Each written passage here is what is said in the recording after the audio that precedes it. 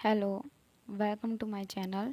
Today's topic is pteridophyte, and here we discuss about the general characters, external and internal features of pteridophytes और life cycle of pteridophyte. पूरी video देखिएगा ताकि आपको अच्छे से सब कुछ जानकारी मिल सके, कोई भी पॉइंट को आपको स्किप नहीं करना है। तो आइए शुरू करते हैं बिना टाइम वेस्ट किए। तो पहले ही आपको ये कुछ फिगर दिखाई दे रही होंगी। ये क्या है, टेरिडोफाइट की स्ट्रक्चर्स हैं, ठीक है, जिसमें ये फर्न लाइक फीदर लाइक जो अपीयरेंस है प्लांट्स की, इसी को क्या कहते हैं, टेरिडोफाइट। तो सबसे पहले हम क्या पढ़ेंगे, हम सबसे पहले आज क्लासिफिकेशन इन किंगडम प्लांटी पढ़ेंगे कि किंगडम प्लांटी में कैसे कैसे साइंटिस्ट ने क्लासिफिकेशन की हुई है। तो जैसे दो किंगडम होते हैं, एक एनिमल किंगडम और एक प्लांट किंगडम। तो एनिमल किंगडम में से वो हम किस में पढ़ते हैं, जूलॉजी में, और प्लांट किंगडम किस में पढ़ते हैं, हम बॉटनी में। तो प्लांट किंगडम में इसके दो डिवीज़न किए गए हैं, अनडिफरेंशिएटेड प्लांट पार्ट्स और differentiated plant parts. Undifferentiated plant parts का क्या मतलब होता है, यानी कि जिस प्लांट्स को हम देख के ये ना कह सके कि इसमें स्टेम कौन सी है, शूट कौन सी, मतलब स्टेम कौन सी है, रूट कौन सी है और लीव्स कौन सी हैं, ठीक है। उसी को हम क्या कहते हैं, थैलस स्ट्रक्चर, यानी कि जिसमें हमें कोई भी ढंग से डिफ्रेंशिएटेड ना हो स्टेम, लीव्स और रूट्स के बारे में। इसको क्या कहते हैं, थैलोफाइटा। और वो किस में आता है, एल्गी में। जो उसके बाद इनके कुछ और दिए गए हैं बेस्ड ऑन हैबिट्स, यानी कि एल्गी कहाँ कहाँ पाई जाती है उसके हैबिट्स के आधार पर ये इसमें डिवाइड किया गया है। जैसे एपिफाइट्स किसी चीज़ के ऊपर पाए जाएं, एंडोफाइट्स वे प्लांट्स जो किसी चीज़ के अंदर पाए जाएं। उसके बाद है पैरासाइट्स जो किसी भी ऑर्गेनिजम्स के बॉडी के अंदर पाए जाते हैं, ठीक है। थर्मोफाइट्स जो टेम्परेचर वाले एरियाज में पाए जाते हैं। फिर क्या आता है, differentiated plant parts. Differentiated plant parts में क्या होता है, आप खुद सोच के थोड़ा सोचा करो ना कि डिफ्रेंशिएटेड क्या होता है, जिसमें जैसे अनडिफ्रेंशिएटेड में क्या था, जिसको हम स्टेम, लीव्स और रूट्स में डिफ्रेंशिएट ना कर सके। तो डिफ्रेंशिएटेड में क्या होगा, यानी कि जिसको हम डिफ्रेंशिएट कर सकते हैं, है ना, इजी है ना।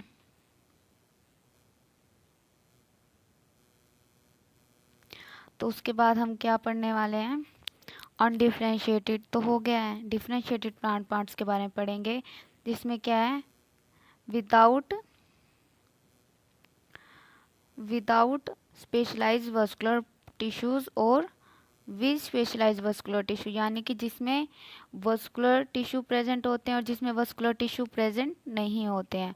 वस्कुलर टिश्यू जिसमें प्रेजेंट होते हैं उनको क्या कहा जाता है, उनको उसमें टेरिडोफाइट, जिम्नोस्पर्म और एंजियोस्पर्म्स आते हैं। लेकिन जिसमें कोई स्पेशलाइज्ड टिश्यू प्रेजेंट नहीं होते हैं, वस्कुलर टिश्यू, उसको हम ब्रायोफाइटा कहते हैं। ये ब्रायोफाइटा के अंदर इनकी स्पेशलाइजेशन है, ठीक है। और इसके बाद हम पढ़ते हैं कि वस्कुलर टिश्यू होता क्या है। शायद आधे से ज़्यादा बच्चों को अब ये नहीं पता होगा कि वस्कुलर टिश्यू क्या होता है। क्या कह रहे हैं ये लोग, वस्कुलर टिश्यू क्या है। वस्कुलर टिश्यू मतलब जो प्लांट्स के अंदर कंडक्टिंग पार्ट होते हैं। कंडक्टिंग पार्ट यानी कि प्लांट्स को पानी भी चाहिए खाना बनाने के लिए, और उसको खाना बनाने के बाद उसको और पार्ट्स में ट्रांसफ़र भी करना पड़ता है ना। जब प्लांट्स खाना बना लेगा तो उसको ट्रांसफ़र फ्लोएम करता है, और पानी को कौन ट्रांसफ़र करता है, जाइलम। तो वही प्लांट्स के कंडक्टिंग पार्ट होते हैं जिसको हम वस्कुलर प्लांट्स कहते हैं, जिसमें जाइलम और फ्लोएम होते हैं। जिनमें नहीं होते हैं उनको हम नॉन वस्कुलर प्लांट्स कहते हैं। सिंपल है ना। ऐसे ही हम आगे बढ़ते हैं, जिसमें वस्कुलर टिश्यू पाए जाते हैं उसमें दो टाइप के होते हैं। फिर वो जो सीड प्रोड्यूस करते हैं वो, और जो सीड प्रोड्यूस नहीं करते हैं वो। जो सीड प्रोड्यूस नहीं करते हैं उन्हें हम टेरिडोफाइट की कैटेगरी में रखते हैं, और जो सीड प्रोड्यूस करते हैं वो जिम्नोस्पर्म और एंजियोस्पर्म में आ जाते हैं, ठीक है। अब फिर से हम देखेंगे कि टेरिडोफाइट क्या होता है। टेरिडोफाइट में इसने सब फाइला दे रखी है, इसकी इसकी 4 सब फाइलम है, वो सारी आप यहाँ से रीड कर लेना। और एक होता है प्रोड्यूस सीड्स, जिसमें 2 टाइप के सीड्स आते हैं, एक होता है नेक्ड सीड, एक होता है सीड्स इनसाइड फ्रूट। जो नेक्ड सीड है उसमें कौन आएगा, जिम्नोस्पर्म, और इनसाइड सीड इनसाइड फ्रूट वो कौन होगा, एंजियोस्पर्म, जिसमें हम मोनोकोट और डाइकोट प्लांट्स को पढ़ते हैं, जो बहुत ही ज़्यादा एडवांस प्लांट्स हैं जो आजकल हमें देखने को मिलते हैं, जहाँ जिसमें फ्रूट्स लगते हैं, अलग से स्टेम लीव्स और रूट्स दिखाई देते हैं, सीड्स होते हैं, ये सब चीज़ें होती हैं। ठीक है, चलो आगे बढ़ते हैं। आगे हम क्या पढ़ेंगे, मीनिंग ऑफ टेरिडोफाइट्स। ठीक है, तो मीनिंग ऑफ टेरिडोफाइट में क्या आएगा कि टेरिडोफाइट का मीनिंग ही क्या है, हम मतलब हर बायोम में हर शब्द का एक मीनिंग होता है। ठीक है, जो जल्दी से हर शब्द को, हर वर्ड को अच्छे से मीनिंग के साथ पढ़ के चलता है, उसे ढंग से बायो लर्न हो जाती है। तो हम पढ़ते हैं, चलो। टेरिडोफाइटा, टेरिडो और फाइटा 2 शब्द से मिलके बना है ना। पेट्रोन ग्रीक वर्ड से लिया गया है, जिसका मतलब क्या होता है, फीदर, फीदर लाइक अपीयरेंस। ठीक है, फाइटोन का मतलब क्या होता है, प्लांट्स होते हैं। ठीक है, फाइटोन का मतलब क्या होता है, प्लांट्स। टेरिडोफाइटा क्या होता है, टेरिडोफाइटा आर क्रिप्टो गेम्स। हमें इसने क्रिप्टो गेम्स क्यों कहा है, क्रिप्टो गेम्स का मतलब क्या है, ये भी ग्रीक वर्ड से लिया गया है, क्रिप्टोस, इसका मतलब होता है हिडन, और गैमोस का मतलब क्या होता है, वेडेड, यानी कि जो इसके रिप्रोडक्टिव पार्ट होते हैं ना वो छुपे हुए होते हैं, हमें ऐसा ईजिली दिखाई नहीं देते हैं। या और कुछ साइंटिस्ट ने इसे ये भी कहा है कि विदाउट सीड्स, यानी कि इसमें सीड्स होते होंगे लेकिन ये नेक्ड सीड्स होते हैं, जैसे हमने पिछली वाली स्लाइड्स में भी पढ़ा था ना, देखो कि pteridophyta do not produce seeds. Naked seeds में जिम्नोस्पर्म थे, टेरिडोफाइटा तो सीड्स प्रोड्यूस करता ही नहीं है। ठीक है,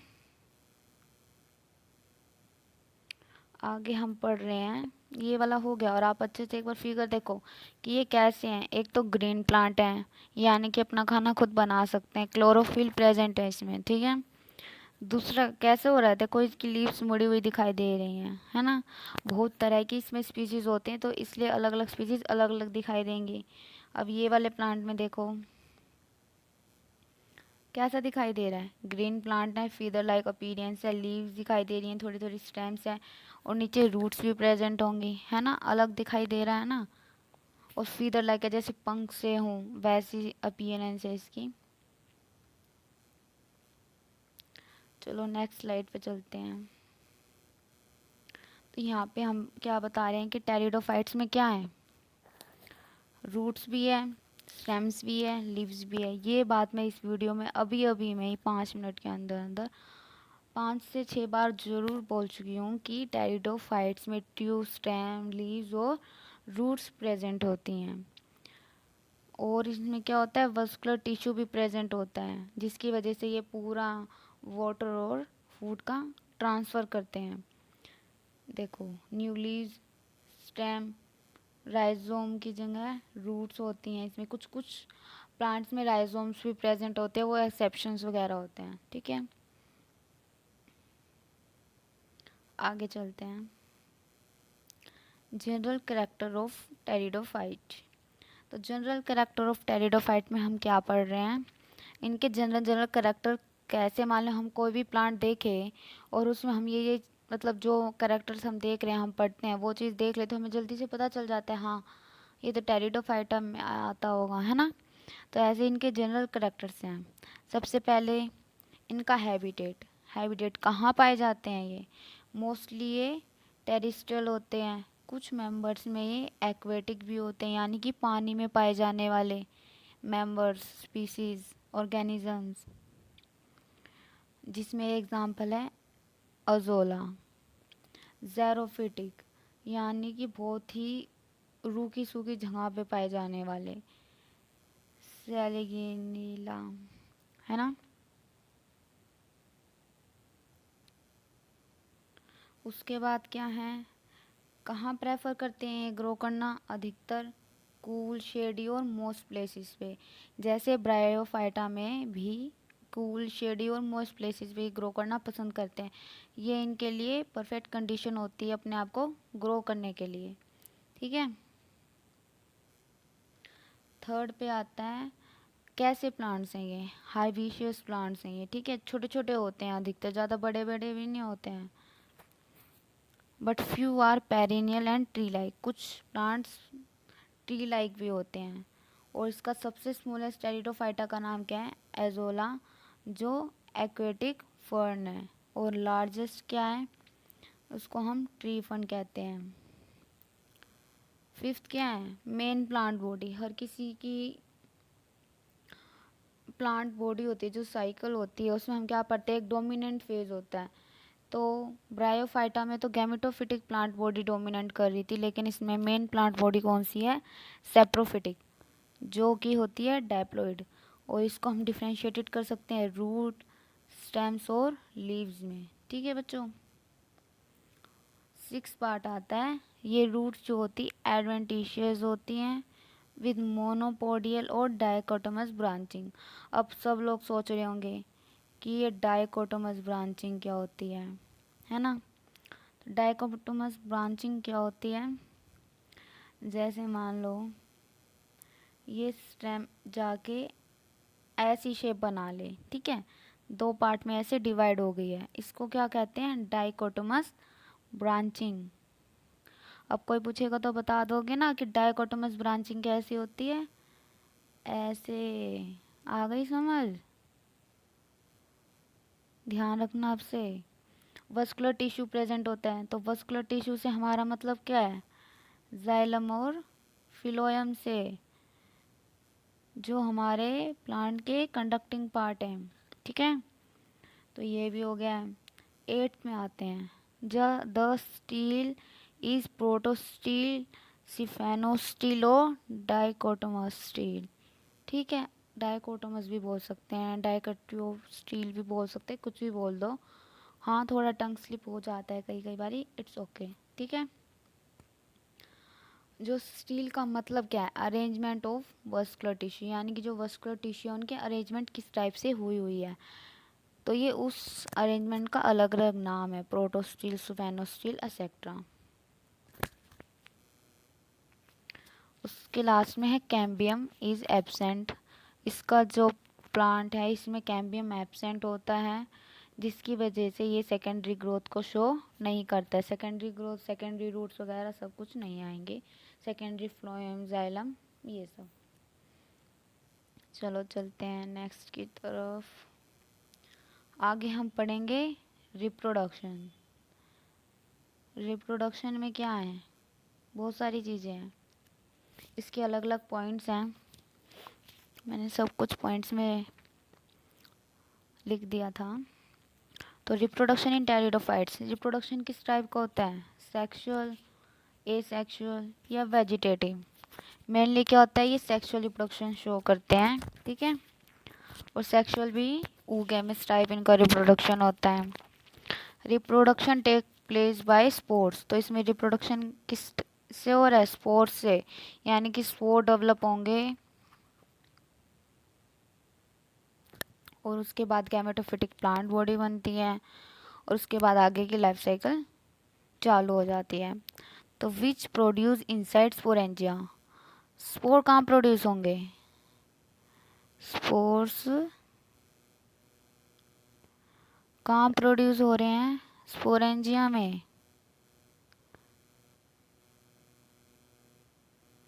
कहाँ हो रहे हैं, स्पोरेंजिया में। ठीक है, ध्यान रखा करो। तो जब भी हम कोई पूछे कि स्पोर कहाँ प्रोड्यूस होते हैं, सीधा कह देना स्पोरेंजिया में होते हैं। Second part, development of sporangia में भी लेप्टोस्पोरेंजिएट और यूस्पोरेंजिएट। तो जो इसके स्पोरेंजियम होते हैं उसमें दो टाइप के होते हैं। कैसे होते हैं, दो टाइप, लेप्टोस्पोरेंजिएट और यूस्पोरेंजिएट। यू का मतलब क्या होता है, ट्रू, है ना, तो यू स्पोरेंजिया की डेफिनेशन क्या है? Sporangia develop from a group of cells, यानी कि वो स्पोरेंजिया जो ग्रुप ऑफ सेल्स से मिलके बना है। और लेप्टो में क्या होगा? By a single cell. तो ये किससे मिलके बना होगा? एक सिंगल सेल से। ठीक है। और उसके बाद है स्पोरेंजिया में be borne on either stem और लीव्स। तो ये स्टेम पे भी बोर्न हो सकता है और लीव्स में भी पाया जा सकता है। ठीक है। उसके बाद क्या है? स्पोरेंजिया अगर लीव्स में पाया जाता है, लीव्स में डेवलप होता है, तो उसको हम क्या कहते हैं? स्पोरोफिल। उसको क्या कहेंगे? स्पोरोफिल।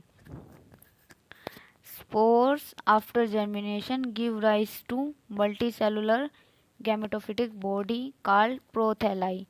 जो स्पोर्स बनने के बाद जर्मिनेट करते हैं तो किसको बनाते हैं? गैमेटोफिटिक प्लांट बॉडी को। ठीक है। तो गैमेटोफिटिक प्लांट बॉडी को ही हम क्या कहेंगे? प्रोथेलाई।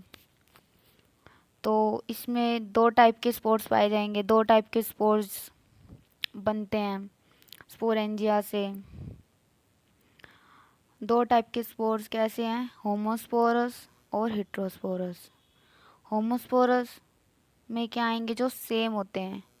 कैसे होते हैं? जो सेम टाइप के स्पोर्स होते हैं। और हेट्रोस्पोरस जो डिफरेंट स्पोर्स होते हैं।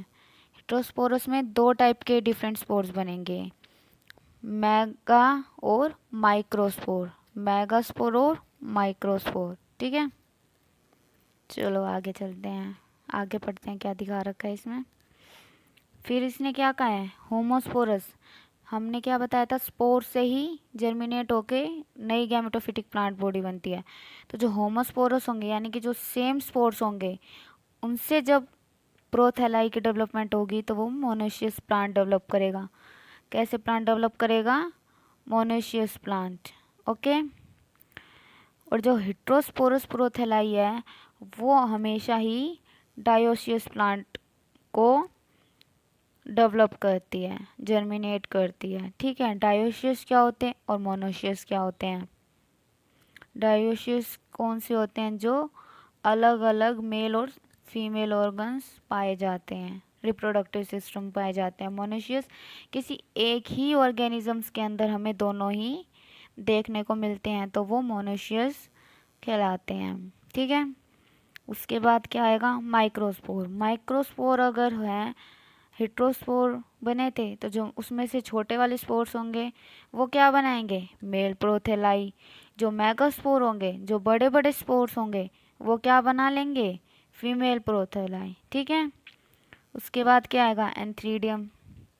एंथ्रीडियम की डेवलपमेंट हो रही है। Antheridium is surrounded by sterile jacket which include enclosed androcytes. उसमें एक स्टेराइल जैकेट प्रेजेंट होगी सिंगल लेयर की, जिसके अंदर बहुत सारे एंड्रोसाइट्स प्रेजेंट होंगे।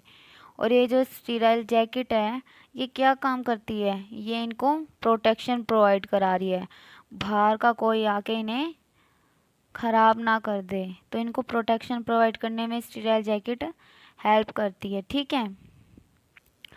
और इसमें जो एंथ्रियोजोइड्स बनेंगे, जो मेल स्पर्म होते हैं, है ना, वो कैसे होते हैं? यूनिसेलुलर होते हैं, एक सेल के मिलके बने होते हैं। बाईफ्लैजिलेटेड होते हैं, उसमें दो ऐसे फ्लैजिला पाए जाते हैं। ठीक है। और वो मोटाइल होते हैं, यानी कि वो फ्लैजिला है तो मोटाइल तो होंगे, यानी कि वो अपने आप इधर से उधर जा सकते हैं फ्लैजिला की हेल्प से। फ्लैजिला की हेल्प से उनकी क्या होती है? मूवमेंट होती है, ऐसे ऐसे ऐसे ऐसे कहीं पे भी पहुंच जाएंगे वो। ठीक है। बड़ा इंटरेस्टिंग सब्जेक्ट है बॉटनी और जूलॉजी दोनों ही। सब कुछ समझने का होता है, समझ के चलोगे तो अच्छे से पढ़ लोगे। लास्ट पॉइंट क्या था हमारा? कि जो आर्किगोनियम होता है having 4 vertical rows of neck cells, यानी कि इसमें आंथ्री आर्किगोनिया का क्या बताया है? स्ट्रक्चर कैसा होता है? कुछ इस टाइप का स्ट्रक्चर होता है। ठीक है। जिसमें जो ये ऊपर की हैं उसको इसने क्या कहा है, 4 vertical rows of neck cell, ऐसे ऐसे ऐसे 4 रोज में नेक सेल्स पाई जाती हैं, ठीक है। 1 to 2 neck canal cells, neck canal cells भी प्रेजेंट होती है। वेंट्रल कैनाल सेल्स भी प्रेजेंट होती है, ये वेंटर है इसका, ठीक है। और इसके अंदर एग सेल प्रेजेंट होता है, ठीक है। और स्पर्म यहाँ से आके इसको इसके साथ फ्यूज हो जाता है और जाइगोट की फॉर्मेशन कर लेता है।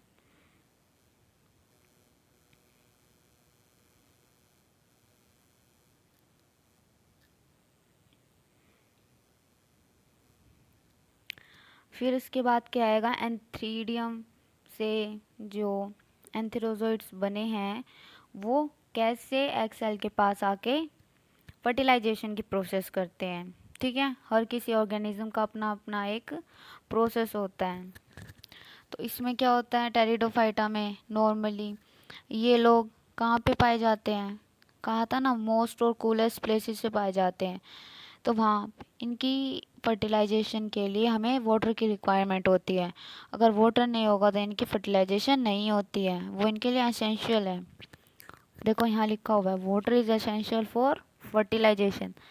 तो एंथेरोजोइड्स क्या करते हैं, वो जो वेंट्रल कैनाल सेल्स हैं जो ऐसे बनाई हुई थी ना पिछली बार भी, वो क्या करती है, जो नेक है आर्किगोनियम का, वो एंड जो स्पर्म्स है वो इसकी टुवर्ड्स कीमोटैक्टिकली अट्रैक्ट हो जाते हैं। क्यों होते हैं, क्योंकि ये डिसइंटीग्रेट होके या डीजनरेशन के थ्रू एक म्यूसिलेजिनस सब्सटेंस को सिक्रीट करते हैं जिसमें मैलिक एसिड भी होता है, जिसकी वजह से ये उसकी तरफ अट्रैक्ट हो जाते हैं। इन्हें पता चल जाता है कि हमें कहाँ को जाना है, ठीक है। फिर ये उसके अंदर घुस जाएंगे जल्दी जल्दी चल को। उसके बाद एग सेल को फर्टिलाइज कर देंगे, वहाँ पे फ्यूज करेंगे इसके साथ, ठीक है। आफ्टर फर्टिलाइजेशन जाइगोट बनता है, सबको पता है, और डेवलप हो जाएगा स्पोरोफाइट में, ठीक है। किस में डेवलप हो जाएगा, स्पोरोफाइट में। और sporophyte produce spores bye meiosis. मान लो स्पोरोफाइट बन गया, स्पोरोफाइट रूट स्टेम्स इनके अंदर डिफ्रेंशिएटेड होते, आपने पढ़ा होगा पहले भी, है ना।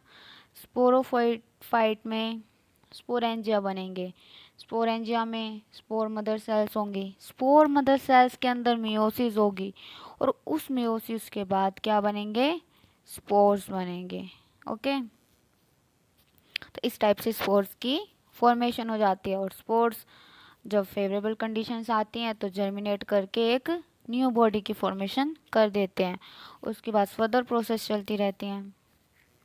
तो नेक्स्ट स्लाइड में देखो, ये क्या है, लाइफ साइकिल ऑफ टेरिडोफाइट। यहाँ से आपको अच्छे से समझ आ जाएगा जब से हम क्या बात कर रहे हैं, ठीक है। तो लाइफ साइकिल ऑफ टेरिडोफाइट में हम क्या पढ़ने वाले हैं कि एक स्पोरोफिटिक जनरेशन है और एक गैमेटोफिटिक जनरेशन है। तो बताओ कहाँ से स्टार्ट करें, चल स्पोर्ट्स से स्टार्ट करते हैं कि स्पोर्ट्स होता है उसके बाद क्या क्या बनता है। यहाँ से अपनी लाइफ साइकिल को स्टार्ट कर देते हैं। तो ये है अपनी लाइफ साइकिल, अपनी नहीं है भाई, टेरिडोफाइटा की लाइफ साइकिल है, ठीक है, बनाई हमने। स्पोर्स, तो स्पोर्स क्या होते हैं, पहली बात तो हैप्लॉइड होते हैं। क्या होते हैं, हैप्लॉइड, यानी कि एन नंबर ऑफ क्रोमोसोम्स में प्रेजेंट होते हैं, ओके। इसे इसलिए गैमेटोफिटिक जनरेशन में रखा गया है, देखो डब्बे में अंदर आ गया है ना। उसके बाद क्या करेगा, स्पोर्ट्स बताया था पहले भी कि स्पोर्ट्स डेवलप हो जाता है गैमेटोफिटिक प्लांट बॉडी में या प्रोथैलाई में। तो लिख रखा है गैमेटोफिटिक या प्रोथैलस में ये आगे जर्मिनेट कर देगा। उसके बाद गैमेटोफिटिक प्लांट बॉडी में ये एंथ्रीडिया और आर्किगोनिया की फॉर्मेशन करता है। एंथ्रीडिया की फॉर्मेशन कौन करता है, जो माइक्रोस्पोर्स होते हैं, और आर्किगोनिया की जो मेगास्पोर्स होते हैं, ठीक है। एंथ्रीडिया में क्या बनेंगे, फिर एंथेरोजोइड्स बनेंगे। आर्किगोनिया में क्या बनेंगे, एक्सेल्स बनेंगे। एक्सेल्स कहाँ होते हैं, वेंटर कैनाल सेल्स के अंदर होते हैं, ठीक है। जो वेंटर वाला पार्ट होता है जो ऐसे करके बनाया था, ऐसे इसके अंदर यहाँ पे एग सेल्स होते हैं और यहाँ से स्पर्म आके फर्टिलाइज करता है। ठीक है, बार बार मैं बता रही हूँ। दोनों फिर क्या करेंगे, फर्टिलाइज करके और जाइगोट को बना देंगे। जाइगोट एन एन मिल के क्या बने जाएंगे, एन प्लस एन क्या होता है 2n। तो ये क्या हो गया, हैप्लॉइड से डैप्लॉइड में चेंज हो गया है। ठीक है, फिर जाइगोट के बाद हमारा क्या बन गया, एम्ब्रियो। जाइगोट से एम्ब्रियो कैसे बना है, बहुत सारी डिविजन्स के बाद बना है। ठीक है, एम्ब्रियो ने क्या बना दिया है बाद में फर्दर, स्पोरोफाइट। स्पोरोफाइट, स्पोरोफिल किसे कहा था हमने, जहाँ पर स्पोरेंजिया लीव्स में डेवलप हो रहे हैं उसको हमने क्या कहा था, स्पोरोफिल्स होते हैं वो। तो यानी कि यहाँ पे स्पोरेंजिया कहाँ पे डेवलप हो गया है, लीव्स के अंदर। कहाँ पे हो गया है, लीव्स के अंदर। ठीक है, तो लीव्स के अंदर डेवलप होने के बाद स्पोरेंजिया बन गया। और स्पोरेंजिया में स्पोरोजेनस टिश्यू होंगे, उन्होंने स्पोर मदर सेल्स बनाई। स्पोर मदर सेल्स में मियोसिस हुई। तो मियोसिस कैसे होती है, रिडक्शनल डिवीजन, जो 2n से n में चेंज कर देती है। उसमें स्पोर्स बन गए हैं। होमोस्पोरस बना तो ठीक है, तो वो मोनोशियस प्लांट्स बना देंगे। लेकिन अगर हेट्रोस्पोरस होते हैं तो वो डायोशियस प्लांट्स बनाते हैं, जिनमें ऑर्गेनिजम्स अलग अलग होते हैं। ठीक है, होमोस्पोरस में एक ही स्पीसीज के अंदर मेल और फीमेल पार्ट दोनों पाए जाते हैं। तो यहाँ से हमें लाइफ साइकिल भी इसकी समझ में आ गई है। तो मैं एक बार जल्दी जल्दी फिर से रिपीट कर देती हूँ कि कैसे कैसे क्या क्या हुआ है। स्पोर से गैमेटोफिटिक प्लांट बॉडी बनी। गैमेटोफिटिक प्लांट बॉडी में एंथीडिया और आर्किगोनिया है। एंथीडिया से एंथीरोजोइड्स बने, आर्किगोनिया से एग सेल्स बनी। दोनों का फर्टिलाइजेशन हो गया, जाइगोट बना है। जाइगोट के बाद एम्ब्रियो बना है। एम्ब्रियो के बाद स्पोरोफाइट। स्पोरोफाइट के बाद स्पोरोफिल्स बन गई। स्पोरोफिल्स क्या है, स्पोरेंजिया बना दिया। स्पोरेंजिया में स्पोर मदर सेल्स थी, उन्होंने मियोसिस के बाद स्पोर्स बना लिए। फिर से फर्दर साइकिल्स चलती रहती हैं। ठीक है, जल्दी जल्दी पढ़ो। उसके बाद क्या आगे, differentiation between pteridophytes and gymnosperms. तो इनके बीच में आप डिफरेंसेस जो भी इनके डिफरेंसेस हैं वो आप देख लेना कि इनके बीच में क्या डिफरेंसेस है। ये आप खुद भी पढ़ सकते हो कि क्या क्या है। टेरिडोफाइटा कहाँ होते हैं, हैबिटेट क्या होती है इनकी, ये मोस्ट और शेडी प्लेसेस में होते हैं। लेकिन जिम्नोस्पर्म कहाँ होते हैं, जहाँ पे ज़्यादा वाटर की सप्लाई नहीं होती वहाँ पे भी ये ग्रो कर सकते हैं। ठीक है, रूट कैसी होती है इनकी, एडवेंटिशियस रूट होती है इनकी, टैप रूट होती है। वस्कुलर कैम्बियम इसमें एब्सेंट होता है, इसमें प्रेजेंट होता है। आर्किगोनियम का इसमें क्या होता है, नेक सेल्स होती है, वेंट्रल कैनाल सेल्स प्रेजेंट होती है, इसमें ये सारी सेल्स एब्सेंट होती हैं। इसमें फर्टिलाइजेशन के लिए वाटर इंपॉर्टेंट होता है, जबकि जिम्नोस्पर्म में कोई ज़रूरी नहीं है। माइक्रोस्पोर और मेगास्पोर्स बनते हैं जो डेवलप करते हैं independently after being shed from their sporangia.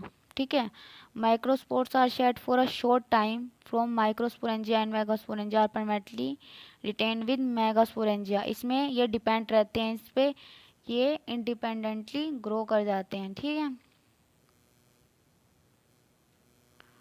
और पोलन ट्यूब इसमें एब्सेंट होती है, इसमें प्रेजेंट होती है। इसमें ओव्यूल भी एब्सेंट होता है, सीड भी एब्सेंट होता है, इसमें ये सब चीज़ें प्रेजेंट होती हैं। और गैमेटोफाइट इसमें इंडिपेंडेंट होता है स्पोरोफाइट पे, इसमें डिपेंडेंट होता है। ठीक है, तो ये सारी डिफरेंसेस थे, आप स्क्रीनशॉट वगैरह ले सकते हो कभी भी।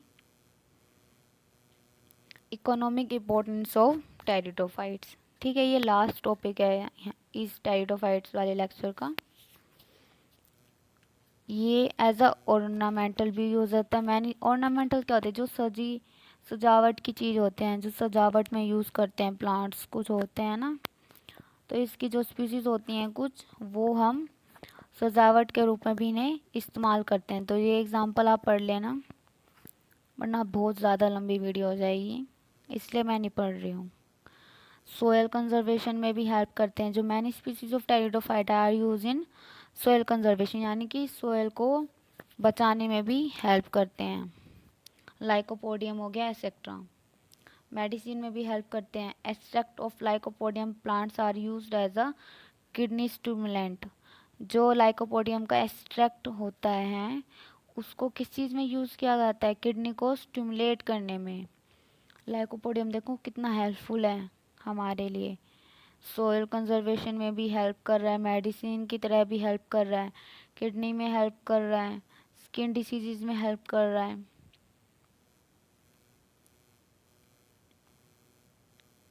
इसके सम अदर यूसेज अरे लाइकोपोडियम कुछ ज़्यादा ही हेल्पफुल है। देखो several species of lycopodium. Decoration में भी हेल्प करता है ये लाइकोपोडियम। क्या करता है? डेकोरेशन में भी हेल्प करता है। Young shoots of Dryopteris filix mas are used as a vegetable. तो बहुत सारी स्पीसीज होते हैं जिनके अलग अलग यूज़ होते हैं। Azolla is green in the rice field to maintain its fertility because it has a symbiotic association with cyanobacteria. यानी कि एजोला किसके साथ? साइनोबैक्टीरिया के साथ एसोसिएशन में भी रहता है, सिम्बायोटिक एसोसिएशन में, जिसमें इनको दोनों को ही कुछ ना कुछ फ़ायदा होता है। ठीक है, तो आज हमने टेरिडोफाइटा के बारे में बहुत कुछ पढ़ा। पहले इनके जनरल कैरेक्टर्स पढ़े, रिप्रोडक्शन वाले कैरेक्टर्स पढ़े, लाइफ साइकिल पढ़ी, इनकी इकोनॉमिक इम्पोर्टेंस पढ़ी। ठीक है, अगर आपको ये लेक्चर पसंद आया हो तो प्लीज़ सब्सक्राइब कर देना, शेयर कर देना, लाइक कर देना। ठीक है, और ज़्यादा से ज़्यादा लोगों को भेज देना जिनको भी बायो के लेक्चर्स की ज़रूरत है, जो बायो पढ़ते हैं। ठीक है बच्चों, बाय।